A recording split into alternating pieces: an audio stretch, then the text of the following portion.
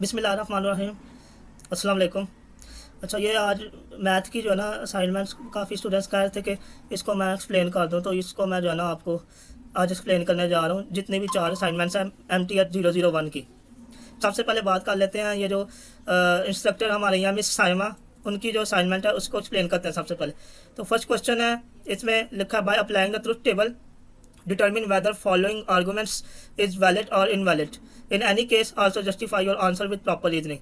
तो सबसे पहले ऐसे क्वेश्चन में हमें जो है ना ये जो आर्गूमेंट हमें दी हुई है, इसको सबसे पहले इसमें से हमने स्टेटमेंट्स निकालनी होती हैं और उनको जो है ना वेरिएबल्स के इक्वल करना होता है। तो जो इसमें से सिंपल स्टेटमेंट्स निकलती है, जैसे Ali has good amount in his monthly budget, एक ये सिंपल से मुराद जिसमें ना कोई कंडीशन हो और ना ही कोई नेगेटिव स्टेटमेंट हो, मतलब सिंपल पॉजिटिव स्टेटमेंट जो होती है उसकी बात कर रहा हूँ। तो इसको हम कर लेते हैं पी के इक्वल। तो ये वेरिएबल का नेम है, इधर आप कुछ भी लिख सकते हैं, क्योंकि अब जेन में पी ही आता है जब इसकी बात करें आर्गूमेंट्स वगैरह की और कंक्लूजन की, तो वो इसलिए मैंने पी लिख दिया इधर। तो इसमें जो है ना इसको मैंने ये स्टेटमेंट साइन कर दी। और एक और अगर हम देखें तो हमारे पास सेकंड पॉजिटिव स्टेटमेंट है कि he will go to a recreational trip. ये भी जो है ना सिंपल स्टेटमेंट है, ना इसमें कंडीशन है और ना इसमें कोई नेगेटिव चीज़ है, मतलब नॉट का इस्तेमाल नहीं है, मतलब ऐसा नहीं लिखा he will not go to. तो ये क्यू के इक्वल कर ली। आगे से इसका प्रेमाइस देखें तो ये बेसिकली बनता है हमारा कि जब ये जो इन दोनों को मिला के हमने लिखना है कि जो पूरी कंडीशन हमारी बताई हुई है उसको उसका बनता है प्रेमाइस पहला। तो ये जो है ना लिखा हुआ if Ali has good amount in his monthly budget, मतलब अगर तो ये बात दुरुस्त है कि मतलब उसके पास मंथली बजट का जो है ना अच्छा एक मतलब इनफ एक अमाउंट है, अच्छी अमाउंट है, अगर ये बात दुरुस्त है। आगे से देन लिखा है then he will go to a recreational team. जब ये इफ़ और देन का आ जाता ना इसमें रिलेशन, तो यहाँ पे हम जो है ना वो इम्प्लाइज दैट वाला लगाते हैं लॉजिक, इसमें लॉजिक स्टेटमेंट्स में। तो यानी if P is true then Q is true, मतलब इफ़ पी देन क्यू, इसको ऐसे पढ़ते हैं इफ़ पी देन क्यू। ये एरो है इसको देन पढ़ते हैं, या फिर पी इम्प्लाइज क्यू ऐसे भी पढ़ सकते हैं इसको। तो ये इसमें ये वो स्टेटमेंट आ गई सारी कंडीशनल जो इसको हमारी बनती है। उसके बाद उस कंडीशन के बाद जो है ना एक हमारा एक होता है कि अगर वो कंडीशन दुरुस्त नहीं होती तो क्या होना है। तो पहले तो नेक्स्ट स्टेटमेंट आ जाती है जो कंडीशन दुरुस्त नहीं है, उसका सेकंड प्रेमाइस बनता है। तो सेकंड प्रेमाइस में जो है ना इसको हम करेंगे नॉट पी। नॉट पी क्यों किया, क्योंकि पी हमने ये कर लिया था Ali has a good amount in his monthly budget, और जो कंडीशन फाल जो हो रही है मतलब he has no enough amount, मतलब उसके पास गुड अमाउंट नहीं है, तो वो इसी बात की नफ़ी हो रही है। ये Ali has a monthly good amount in his monthly budget, इसकी नफ़ी का मतलब तो जो हमने पी है इसको निगेट करना है, मतलब इसको नेगेटिव करना है। तो इसलिए उसको नेगेटिव पी कर दिया, मतलब Ali does not have enough amount. और उसके बाद जो कंक्लूजन होता है, मतलब अगर कंडीशन दुरुस्त नहीं है तो उसका क्या रिजल्ट आता है या कंक्लूड क्या होता है, वो हमारा कंक्लूजन में जाता है। तो वो हमने नॉट क्यू किया। नॉट क्यू क्यों किया, क्योंकि क्यू में हमने किया था Ali will go on a recreational trip. तो जब जब वो कंडीशन गलत हो गई तो क्या लिखा हुआ he could not go to for the trip, तो वो नॉट क्यू कर देंगे, तो मतलब वो क्यू वाली बात की नफ़ी हो रही है, मतलब ही will not go on a recreational trip. तो ये जो ना आ गया। तो ये बात इधर जो ना आपने याद रखना कि जिस स्टेटमेंट में देयर फॉर या हैंस या सो, मतलब ऐसे सम करने वाला जो मतलब पूरी स्टेटमेंट को सम अप करने वाली जो वर्ड्स हैं वो आए, वो कंक्लूजन में आती है हमारी बात। अब इसका सिंपल ट्रुथ टेबल बनाएंगे। सबसे पहले पी वेरिएबल आ गया, उसके बाद क्यू वेरिएबल आ गया, उसके बाद हमने पी इम्प्लाइज क्यू जो हमने प्रीमाइस 1 किया था, उसके बाद प्रीमाइस 2 का नॉट पी, और कंक्लूजन जो है ना नॉट क्यू कर लिया। ये मुझे पता है, आई थिंक आई होप कि आपको ये पता होगा कि इसको किस तरह से ये वेरिएबल्स को जो ना ये देने हैं ट्रू फॉल्स। अगर नहीं पता तो मैं बता देता हूँ। अगर हमारे पास जितने वेरिएबल्स होते हैं ना, टू की उतनी पावर कर लेनी है। अभी दो वेरिएबल है, टू की पावर टू, तो टू इंटू टू फोर आता हमारी, इसका मतलब 4 रोज बनेगी, 1 2 3 4 रोज आ गई है। अब उसके बाद क्या करना है, पहला जो वेरिएबल है उसमें आधे जो सेल्स होते हैं उनको ट्रू कर देना, उसके बाद बाकी आधे सेल्स को फॉल्स कर देना। इस तरह नेक्स्ट वेरिएबल जो है ना उसमें जो पहले आधे को ट्रू किया था ना, उस पहले आधे का भी आधा कर लेना और उसमें पहले ट्रू कर देना फिर फॉल्स। इस तरह दूसरे आधे का भी आधा करना है और उसमें पहले ट्रू कर देना फिर फॉल्स कर देना। इस तरह से ये हम इनको ट्रू फॉल्स की ट्रूथ वैल्यूज असाइन करते हैं। उसके बाद पी इम्प्लाइज क्यू, ये इसकी वैल्यू ऐसे होती है कि अगर तो पी जो पी की वैल्यू है उससे हिसाब से जो है ना उसकी आएगी क्यू की वैल्यू। तो अगर तो मतलब फाइनल वैल्यू क्या होगी, फिर फाइनल वैल्यू क्यू की होगी।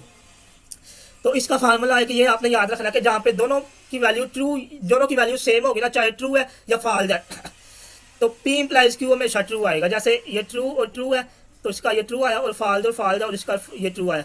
बाकी जितने केसेस हैं इन दो को छोड़ के, उस सब में वो वैल्यू जाएगी जो क्यू की होगी, क्योंकि क्यू की फाइनल वैल्यू, मतलब इफ पी देन क्यू, मतलब हम आके रुक क्यू पे नहीं है, मतलब फाइनल क्यू की वैल्यू है। तो इन दो केसेस के अलावा जो वैल्यू आएगी वो इधर क्यू की आएगी। जैसे इधर एफ आ गया क्योंकि क्यू का इधर एफ था, इधर टी आ गया क्योंकि क्यू का टी था।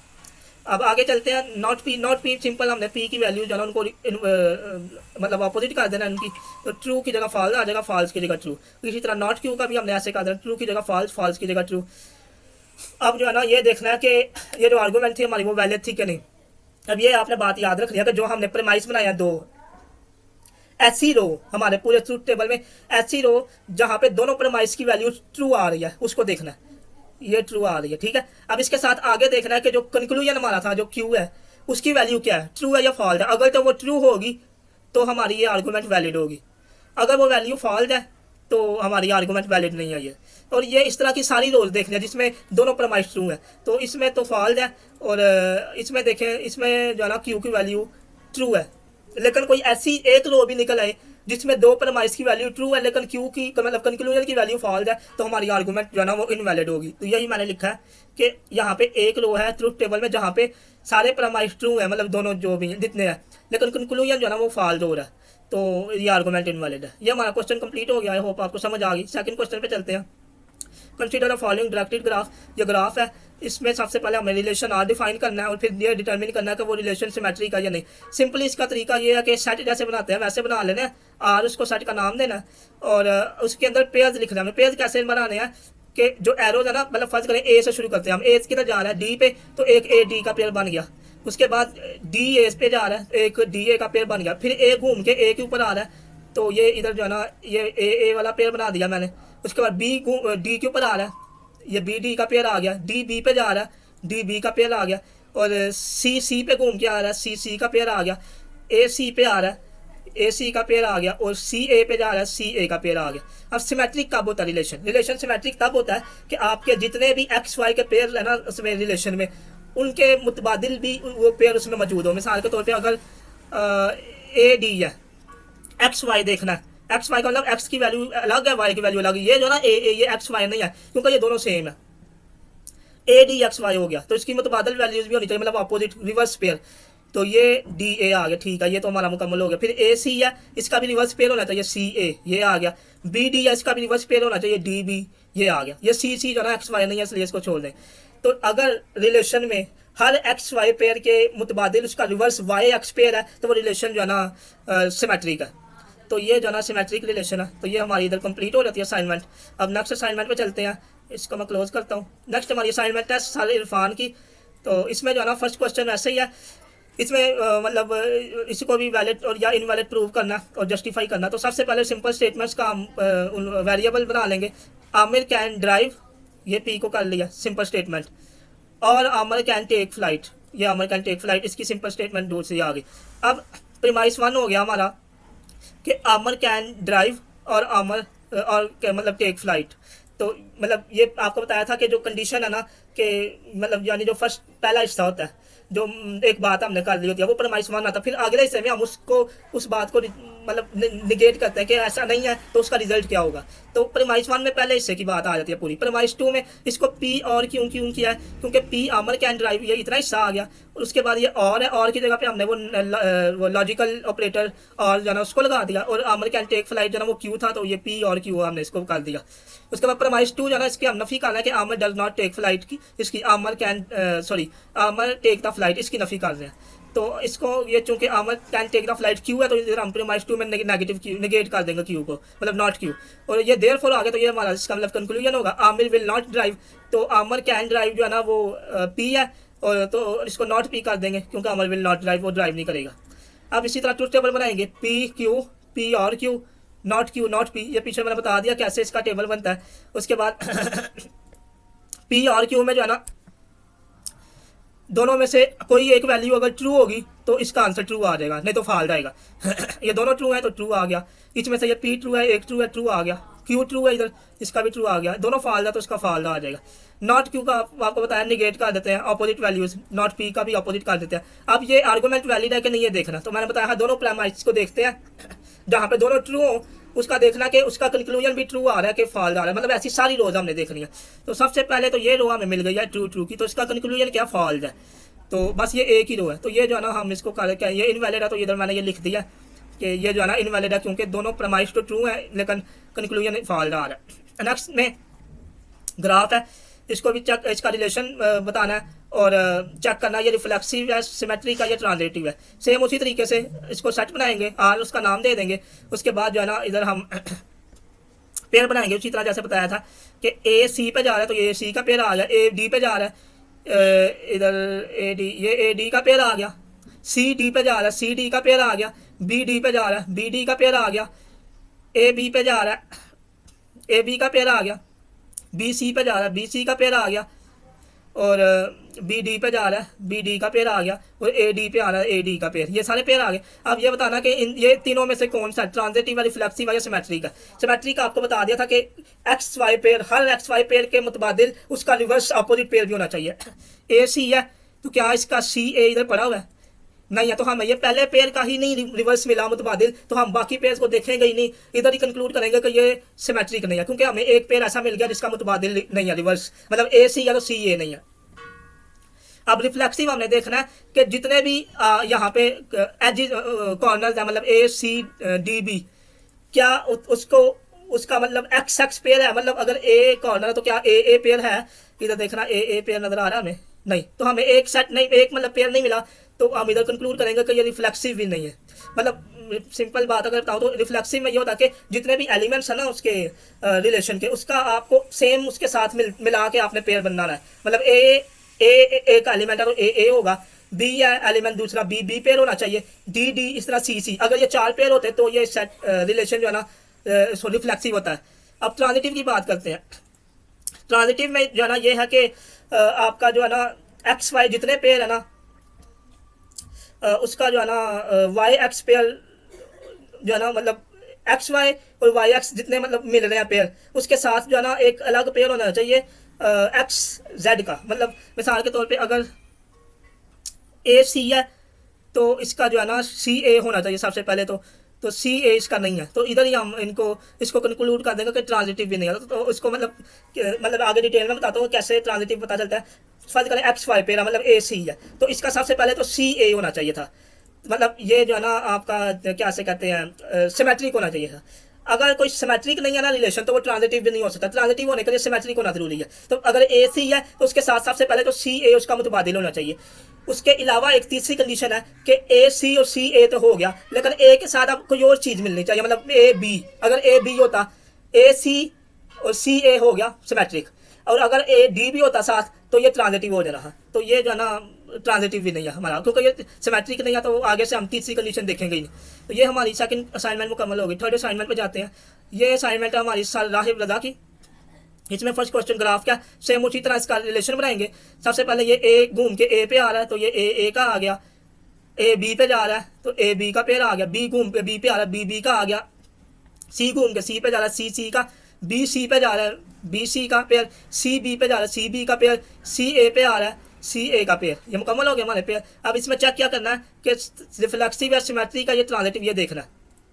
सबसे पहले रिफ्लेक्सिव की बात करें। रिफ्लेक्सिव का आपको बताया था कि अगर जितने भी एलिमेंट है तो उसको एक्स एक्स पेयर होना चाहिए, मतलब ए है तो ए पेयर होना चाहिए, इसमें ए है, हाँ ये हमें मिल गया, ठीक है। बी है तो बी पेयर होना चाहिए, बी ये भी मिल गया। सी है तो सी पेयर होना चाहिए, सी ये भी मिल गया। ये रिफ्लेक्सिव जो है ना ये हो गया रिलेशन, रिफ्लेक्सिव हो गया। अब चेक करना सिमेट्रिक है कि नहीं। सिमेट्रिक का आपको बताया था कि जितने एक्स वाई पेयर है उसका मुतबादिल रिवर्स पेयर वाई एक्स होना चाहिए। तो ए तो एक्स एक्स पेयर, हमने एक्स वाई पेयर की बात करनी है, इसको छोड़ दिया। ये भी एक्स एक्स पेयर छोड़ दिया, एक्स एक्स पेयर छोड़ दिया, ये X Y pair A B आ गया। तो क्या बी ए मौजूद है? बी ए मौजूद नहीं है तो हम इधर ही छोड़ देंगे, आगे देखेंगे नहीं और कह देंगे कि सिमेट्रिक नहीं है। अब चूंकि ये सिमेट्रिक नहीं है तो जाहिर सी बात है ये ट्रांजिटिव भी नहीं हो सकता। तो ये जो है ना इसका कंक्लूजन आ गया। आगे से बात करते हैं इसकी सेकंड क्वेश्चन की। तो सेम उसी तरह इसके हम पहले स्टेटमेंट निकालेंगे। फिर simple, Umar is a tumour, इधर इन्होंने गलत कहा दिया, इधर हैज आता है, इधर नहीं आता। उमर हैज अ ट्यूमर, गलती हो जाती है, कोई बात नहीं।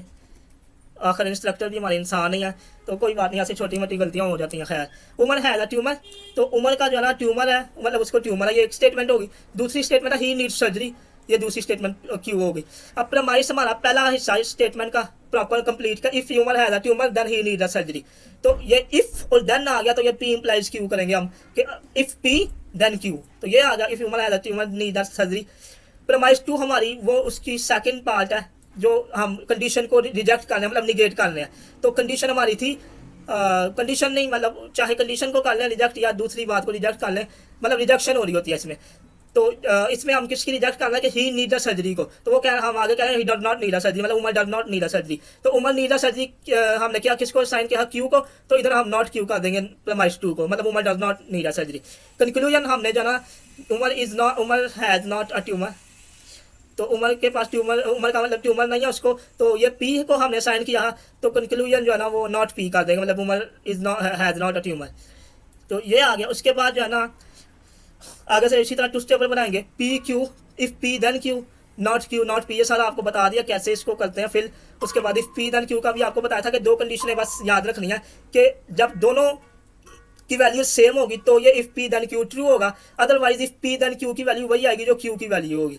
तो इफ इधर एफ है, इधर भी एफ आ गया, इधर टी है, इधर भी टी आ, इधर सारी निगेट कर दी क्यू की वैल्यूज, इधर सारी पी की निगेट कर दी। अब चेक करना ये हमारी आर्गुमेंट वैलिड है कि नहीं। आपको पता है दोनों प्रमाइस को देखना है सब रोज में कि कहाँ कहाँ पे दोनों ट्रू है, उसके साथ देखना कि कंक्लूजन भी ट्रू है सारों के साथ या नहीं, किसी एक के साथ भी ट्रू नहीं है तो ये हमारा वैलिड नहीं होगी। इधर हम देखते हैं तो ये हमें ट्रू नजर आ रहा है और कंक्लूजन भी हमारा ट्रू है, तो ये स्टेटमेंट जो है ना आर्गूमेंट सॉरी ये आर्गूमेंट वैलिड है, ये मैंने इधर यही लिखा हुआ है।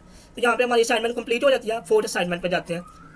ये असाइनमेंट हमारी मिस आयशा की है जो हमारी इंस्ट्रक्टर है, और इसका फर्स्ट क्वेश्चन जो है वो वही है, इसमें आर्गूमेंट चेक करना वैलिड है कि नहीं। इसमें से भी हम स्टेटमेंट्स निकाल लेंगे। पहले सबसे पहले तो आगे यू आर अ बिलियनियर, इसको हमने पी को साइन कर दिया, और दूसरा आगे you can buy this hotel, ये हमने क्यू को साइन कर दिया। अब प्रीमाइस वन हमारी ये एक पार्ट हो जाएगा पूरा प्रीमाइस वन। तो ये क्या है लिखा हुआ if you are a billion, मतलब if P then you can buy this hotel, यानी then Q, if P then Q, तो ये हमने पी एरो लगा दिया क्यू के साथ और ये आगे उसका लिख दिया। पर माइस टू हमारा जो ना है यू आर नॉट बिलियनियर, उसको हम रिजेक्ट कर दिया इस कंडीशन को, तो वो हमारी पी में स्टोर थी यू आर बिलियनियर, तो वो हमने नॉट पी कर दिया। कंक्लूजन हमारा therefore you can not buy this hotel, तो ये हमने क्यू किया था कि you can buy this hotel, तो इधर नॉट क्यू कर देंगे therefore you can not buy this hotel. Same उसी तरह ट्रूथ टेबल बनाएंगे, पी वेरिएबल आ गया, क्यू आ गया, P if P then Q, not P और नॉट क्यू, ये उसी तरह फिल करना जैसे बताया था कि जितने वेरिएबल हो टू की उतनी पावर लेके दो वेरिएबल है टू की पावर टू इंटू टू 4, उतनी हमारी 4 रोज बनेगी जो आंसर आएगा।